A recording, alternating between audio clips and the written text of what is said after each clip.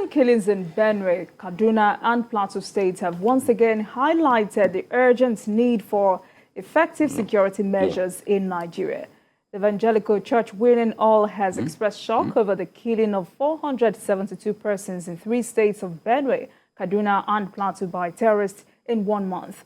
Meanwhile, the Kaduna State Commissioner for Internal Security and Home Affairs, Samuel Arunwa, says no fewer than 214 persons were killed in violent attacks, 746 citizens were kidnapped, while 89 terrorists were killed during engagement with security forces in the state in the last 3 months. It's very sad. It's actually very sad that it's happening. At some point, we had a lull or a reduction in the spate of killings. But for now, it seems to be escalating a bit. But what I want to say is that President Buhari may have 37 days left, but he's still the president. He's still the president until he hands over power on May 29. So this is not a time for him to rest. I know that they're already packing. I read what, for example, Federation said that it's already packing and picking files and all of that. So I know that will be happening now. But he's still the president, and I think that he should make sure that this thing is nipping the bud. It doesn't become worse. I'm happy that they are still working. The federal government is still working. We hear that they are increasing salaries. They started paying 40%. We've heard that even teachers that were hold and all of that, they are paying them. Well, that means it's still the government is working. So let them work in this area because this is very, very, very important. It is not enough for the DHQ, though it's good, to assure us that no problem, we're in control and all of that. But there are some trouble states, like Benue, Kaduna, Plateau you mentioned, even the FCT. We have to make sure that these things don't escalate. Then intelligence. We've talked about intelligence gathering. We must use intelligence, effectively. I'm sure lots of information they are getting. And we don't also want a situation where, even when they get intelligence reports, we'll start hearing excuses that they were not acted upon. So it remains a few days, that's 7 days for the president to hand over, but he's still the president and the commander-in-chief of armed forces, and this cannot just continue. All right, BKO, one significant thing about these 3 states is these states have new governors. So we're hoping fresh start, fresh ideas on how to put a stop to this. Yes, if the methods used by their predecessors have clearly not produced results, then they have to look inwards. They have to think of how best to address this problem, because to kill 472 persons in 1 month across those 3 states is unacceptable. The rate at which they kill people in our country, they don't kill people even in Syria like that. Doesn't happen. Even in war-torn countries, they don't waste people's lives like this. It's just unacceptable. It's unacceptable. 8 persons get killed in the U.S. We will be the ones shouting that, oh, somebody, a terrorist carried gun and killed people in the U.S. How many people are we talking about? Just 3 states in our country, 472 lives lost to bandits and terrorists. There is no country in the world where people get killed like that. We are not talking about the entire country. We are talking about just 3 states. And they're taking 472 lives. But if a crazed individual runs into a school and he kills about 3 or 4 Americans, we'll be happy to be talking about it. That, the Senate climb that you talk about, they should be they killed people the other day. There was a minister who was even comparing what is happening in the U.S. to. If in the U.S., In 1 month, terrorists killed 100 people in 1 month alone. I do not even see. I can't describe how they are going to react to it. We saw people. How many people were killed in France the other day? It was a global mourning. The whole world was mourning. The whole world using the flag, flying the flag of France at half-staff. But in our country, it does not even make news anymore that 100 people are killed in 1 day. Bandits can afford to walk into a community and kill about 100 people in 1 day. We've seen it happen, even in Kaduna. More than 120 people killed in 1 day. This same Kano, that Bompai area where they built, what was it called? Barracks. Boko Haram stormed the place, slaughtered policemen. In 1 day, Boko Haram killed more than 100 people in Kano metropolis, heart of the city, including this Bompai. In 1 day, it's not hinterland, Kano City. Kano City. And these things happen. There's nobody appears to have a solution to it. We will just be waiting for what happens next. Kaduna came up with its own figures that in 3 months it lost 214 people. In 3 months. Look at that. 746 kidnapped. And 746 kidnapped. Now, these 3 states, 472 persons in 1 month. It is not, this is not acceptable. And for 3 years, I've been saying that the biggest problem of our country is insecurity. The new administration has to get a perfect hang on this problem. It has to solve this problem. Whichever way it will do it, it has to do it. And it must not waste time in appointing service chiefs and security chiefs regularly. It has to come quickly. It has to do its findings and appoint the right people. And when it is time to move them on, there should be no delay. Because when you fail to move service chiefs on, other people, their juniors, will not be happy. They can even sabotage them. We kept the Burates of this world much longer than necessary. Now they are not there. Is the progress not manifest? When was the last time you heard that an army base in Borno State was overrun by bandits, by Boko Haram? When? In those days, even the so-called super camps, they would chase them away. In Dikwa, we had more than one army base. They overran all the army bases in the town in 1 day and looted weapons and set ablaze armored tanks and other things that they could find. So, but today we have progress in that area. Security should be a big focal point for the incoming administration. Because when you look at, when you read about the killing of our people, no, it's unacceptable. We cannot allow these killings to continue. We must make up our minds that these killings have to stop. And it takes the right strategy, the right people in place, and it takes a listening government. When people come up with ideas that, look, let's do it this way, you've got to listen and then come up with the right strategy. We can't continue to hemorrhage human lives the way we are hemorrhaging human lives in Nigeria. Nowhere else. I stand to be correct. I don't know anywhere else on the face of the earth where people get killed. Not in wartime, where people get killed the way bandits kill our people when we are not at war.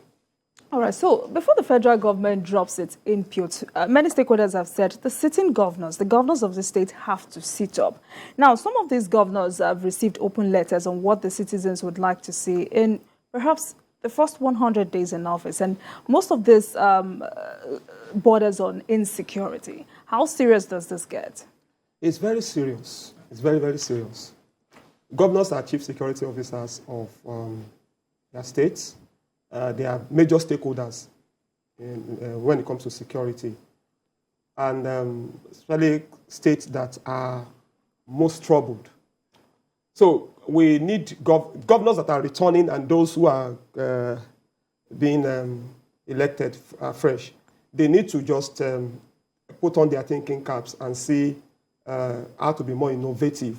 You know, it was innovation of the Southwest governors that brought Amotekun.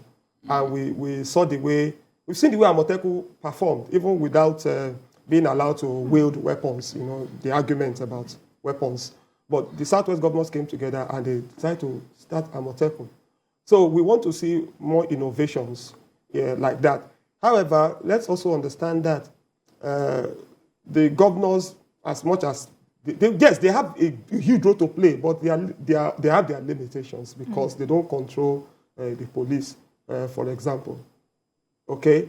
So it has to be the working together of the governors and the federal authorities. I do hope that a time will come in this country that will get state police. We're talking about, currently we're talking about 472 persons being killed, not 472 chickens being slaughtered for a big feast. You know, it's our fathers, mothers.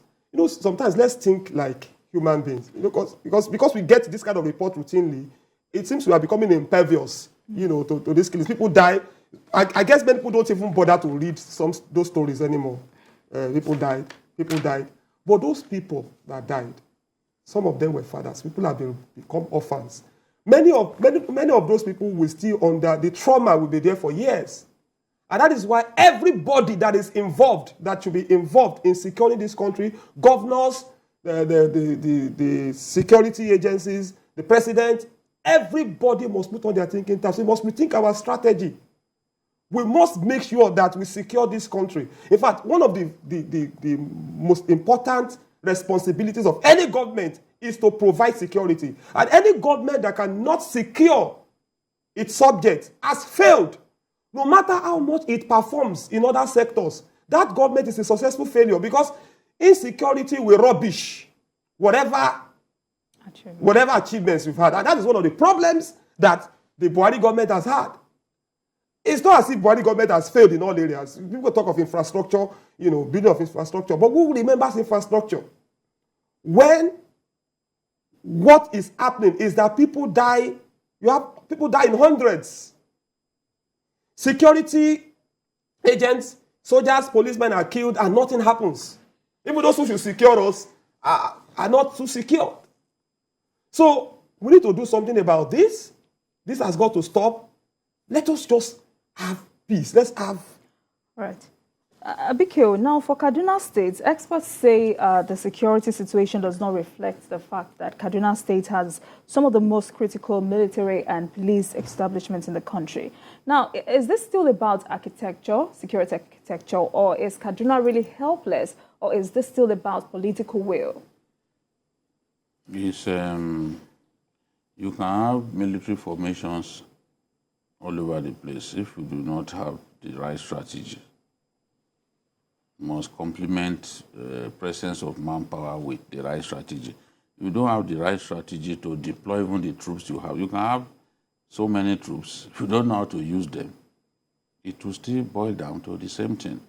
It's such a mortal shame that we have one div in Kaduna, we have Army Depot in Kaduna, we have the Air Force base there, we have even the Nigerian Army Artillery base in Kaduna. I think the one in Kachia. So in terms of military formation, the one mechanized division is still the highest ranked. It's there in Kaduna. Yet we can't protect our people. NDA Nigerian Defense Academy, where our soldiers are trained, is there in Kaduna. They even entered NDA and kidnapped the officers. You know, the Command and Staff College, where middle cadre officers are trained, you know, is in Jaji, in Kaduna State there. We have plenty of military formations. I think the Emir of Zaria even expressed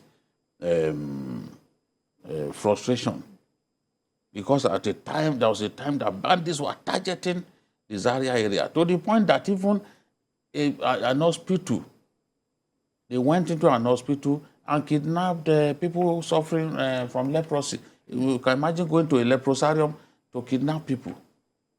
And the man said, what is going on? Why do we have all of these formations, yet we can't protect our people? So it's not enough to have those formations. You must have the right strategy. And the kind of warfare that these people have brought to our door is the unconventional one. Ours is a conventional army trained in the art of levying conventional war. We have to know that things have changed and begin to adapt. I'm happy now that even in the Northeast, Nigerian army has adapted itself sufficiently to what Boko Haram does. We now use gun trucks like them. In the past, we were not using gun trucks. We now use gun trucks like Boko Haram. I'm saying this is the truth. I never knew us to use gun trucks before. Now we use gun trucks like them. Sometimes we too will carry the rocket-propelled grenades moving around. When I went to do the documentary in Koshebe, the soldiers that accompanied me, they had rocket-propelled because it gives the enemy some advantage. So we too are using it. Nigerian army is now even launching ambushes against the enemy. We were not doing that before. So we are killing a lot of them through ambushes. They are doing that in the Northeast now. So the enemy has given us some strategy, or we are adapting to the strategy of the enemy, and we are delivering the right result. Now we want to see that improvement across the country. Everyone talks about the success that we recorded in the Northeast. But we have to transfer that level of success, which has seen so many of the Boko Haram men surrendering and all that. You know, they no longer constitute the threat that they used to constitute. I'm happy to say that. But Katsina, Zamfara, Kaduna, even Kebbi, the Zuru area, and Niger, our people are still being killed as if their lives do not matter. It is clear now that the incoming administration must take this as a big priority, so that our people can remain and become safe. They can go to their farms, harvest their crops, till their fields in peace, so that agriculture contributes tremendously to the GDP. So we need our people to be much more involved in agri-production so that we don't starve. But if these boys say you cannot go into your market, to your farm, who are you to go? You know? A lot of the people who ought to pay back the CBN Anchor Borrowers Fund. They can't pay back because terrorists are not allowing them to access their farms. Oh, Dada, let me have your final take, especially as we look forward to a new administration on the 29th of May. Yes, let me also say that we need to improve the capacity of our police to deal with internal security.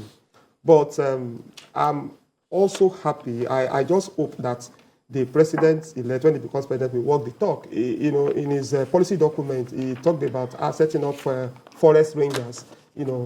First that will comb the forest and probably gather intelligence and deal with insurgents or terrorists. So I hope he walks the talk, and I wish him success.